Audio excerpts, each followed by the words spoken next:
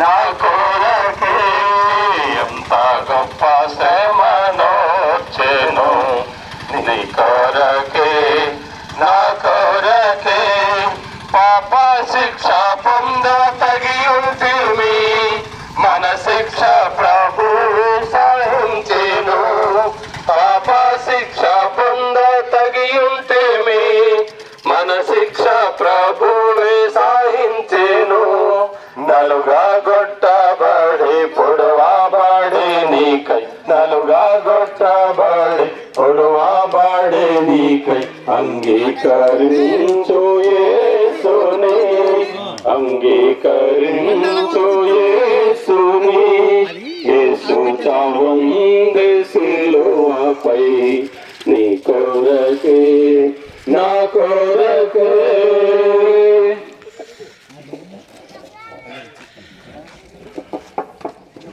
మా దేశీయ మిత్రులారా, ఈ సాయంకాల సమయంలో చల్లని శుభవర్తమానం మీకు తెలియపరచాలని ప్రేమతో తాడేపల్లిగూడెం జీడిఎం క్రిస్టియన్ అసెంబ్లీ దేవుని పిల్లలు మీ మధ్యకి రావటం జరిగింది. పిల్లరా, మరి మీరున్న స్థలంలోనే, మీరున్న చోట్లోనే ఉండి దేవుని మాటలు ఆలకించాలని ప్రేమతో మనవి చేస్తూ ఉన్నాం. ఒక దినమున ఒక ధనవంతుడు పొలంలోనికి వెళ్ళి ఆయన పంట పండటం చూసి సంతోషించాడు. ఆయన ధనవంతుడు, పొలం ఉంది, ఆ సంవత్సరంలో పంటలు బాగా పండాయి. ఆయన చేను కూడా మరి చక్కగా పంట పండింది. ఆ పంటలు మరి పండటం వల్ల ఆయన చాలా సంతోషంతో ఉన్నాడు. ఇంటికి వచ్చాడు, భోజనం చేశాడు, పండుకున్నాడు. ఇలాగ ఆలోచన చేస్తున్నాడు.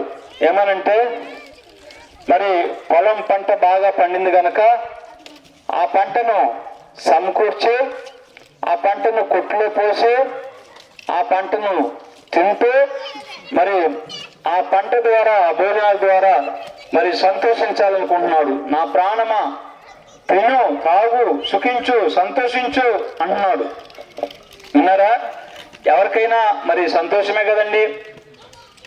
ఒక ఇల్లు కట్టుకుంటే సంతోషం, పంట పండితే సంతోషం, వివాహం అయితే సంతోషం, పిల్లలు పుడితే సంతోషం, ఆరోగ్యంగా ఉంటే సంతోషం, ఏమే కదా. అలాగైతే ఆ రోజు ఆ రాత్రి దేవుడు ఆ ధనవంతుడిని ఇలాగ అంటున్నాడు. ఏమని? పెరిబడా, మరి నువ్వు సంపాదించిన పంట ఎవరి తరమగును అంటున్నాడు. ఈ రాత్రే నీ ప్రాణం అడుగుతున్నాను అంటున్నాడు. విన్నారా? లేదు లేదు దేవా, నువ్వు అలా చేయొద్దు, ఈ పంట అంతా పండింది కనుక తిన్నాక వస్తాను అంటే కుదరదు. ఉన్న పాటన ఉన్న ఆ సమయంలో నువ్వు వచ్చేయాలన్నాడు దేవుడు. అంతే, ఈ రాత్రి నీ ప్రాణం అడుగుతున్నాను అన్నాడు. అంతే, ధనవంతుడు చనిపోయాడు. విన్నారా పిల్లరా?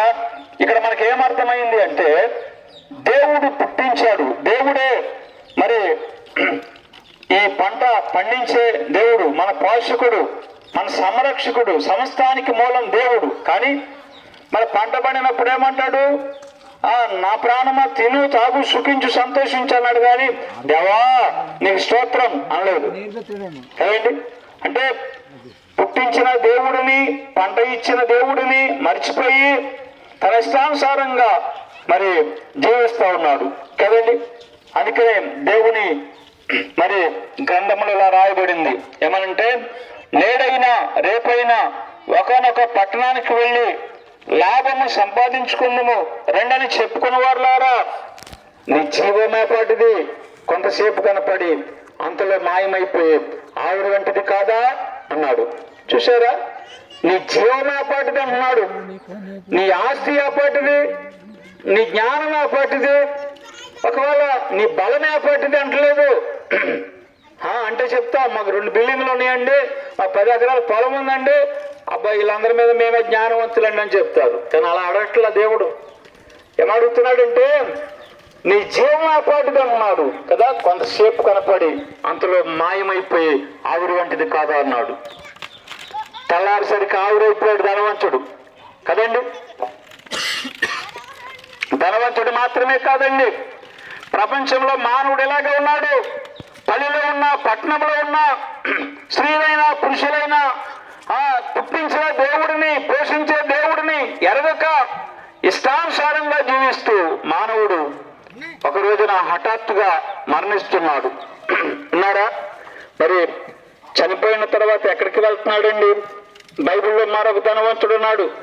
ఆయన తన జీవితకాలం అంతా ఇష్టానుసారంగా జీవించిన ఆ ధనవంతుడి చరిత్ర ఎదుటి ఉంచాలనుకున్న ఆయన తిని ఎక్కడికి వెళ్ళాడు? సుఖించి సంతోషించి చివరికి చనిపోయి ఎక్కడికి వెళ్ళాడు? పాతాళ లోకానికి వెళ్ళాడు. ఇది భూలోకం కదా, పాతాళ లోకానికి వెళ్ళాడు. అక్కడ ఎలా ఉంటుందని అంటారా? అగ్ని జ్వాలలు, యాతనలు, ఆకలి, దప్పులు, కేకలు. పిల్లలు ఆలోచన చేశారా? నెమ్మది లేని స్థలం పాతాళ లోకం అంటే పాపాత్ములు ఉండే స్థలం. అక్కడ నెమ్మది లేని స్థలం. యుగాయుగాలు కూడా అక్కడే ఉండాలి, మళ్ళీ బయటికి రావటానికి వీల్లేదు. ఇదేంటండి, చనిపోయిన తర్వాత కాలుస్తూ పూడుస్తూ చేస్తారు కదా, ఇంకా అక్కడికి ఎలా వెళ్తాడు అనుకున్నారా? అయితే వినండి, మానవుడు శరీరముగాను లోపల జీవాత్మ ఉన్నాడు అనమాట. మనం ఇంట్లో ఉన్నాం కదా, ఇంట్లో ఉంటే వాన కురవదో ఎండేరు చలి ఆత్మలు వెళ్ళే స్థలం అదే. ఉన్నారా? అయితే ఇప్పుడు వినండి, దేవుని వాక్యములో మరి ఎలాగేశాడు విన్నారా? ఆయన ఈ లోకంలో 33 సంవత్సరాలు జీవించి మన పాపములను ఆయన భరించారు. మన పాపముల కొరకే కలువరిలో శిక్ష అనుభవించారు. మన పాపముల కొరకే రక్తం గార్చి ఆ కలువరిలో ప్రాణం పెట్టారు. క్రీస్తు మన పాపముల నిమిత్తము చనిపోయాడు. విన్నారా? ఈ పాపం ఎరగిన వాడు పాపులైన మన కొరకు ఆయన చనిపోయాడు. ఎందుకంటే చనిపోయి సమాధ్యపడి 3వ దినమున ఆయన సజీవుడిగా తిరిగి లేచాడు. అట్టి ప్రభువుని ఎవరైతే రక్షకుడిగా అంగీకరిస్తారో వారికి నిత్య జీవము. ఇలా అన్నాడు, కుమారుని యందు విశ్వాసం ఉంచువాడే నిత్య జీవము గలవాడు అన్నాడు. కనుక మా దేశ మిత్రులైన మీరు నీ జీవం ఏపాటిది అని అడగకముందే, నీ ప్రాణం పోకముందే అదిగో ఆ కుమారుని యందు విశ్వాసం ఉంచితే నిత్య జీవము గలవారు అవుతారు. లేదా కుమారుని విశ్వాసం ఉంచిన వాడు జీవము చూడడు గాని దేవుని ఉగ్రత వాని మీద నిలిచినన్నాడు. అమ్మాయి అన్నారా? దేవుని ఉగ్రత అంటే ఎలా ఉంటుంది అనుకున్నారు? ఎప్పుడైనా ఆలోచన చేశారా? మీకు అర్థం కావటం కోసం ఒక మాట చెప్తున్నాను. మీ ఇంట్లో వంట చేస్తారు కదా, గ్యాస్ పొయ్యి వెలిగించి దాని మీద ఒక పాత్ర పెట్టి వంట చేస్తారు కదా, పాత్ర తీసేసి 2 చేతులు దాని మీద 10 నిమిషాలు ఉంచండి, ఎలా ఉంటుందో చూద్దాం కదండి. తట్టుకోలేం, మంట కాలిపోతాయి కదా, ఒక 5 నిమిషాలు కూడా ఉంచలేం.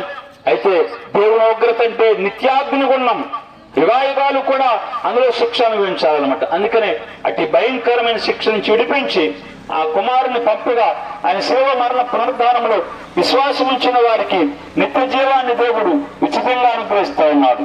విన్నారా? మరి దేవుడు సమస్త మానవాళిని ప్రేమించి ఆ నిత్య జీవాన్ని ఉచితంగా అనుగ్రహిస్తున్నాడు. మరి ఎలా పొందుకుంటారండి? యేసు ప్రభువా, నేను పాపిని, నన్ను క్షమించు, నన్ను రక్షించు అంటే చెప్తే చాలండి. పాపాలు క్షమించబడితే కుమారుని విశ్వాసం ఉంచితే నిత్య జీవము గలవారు అవుతారన్నమాట. కనుక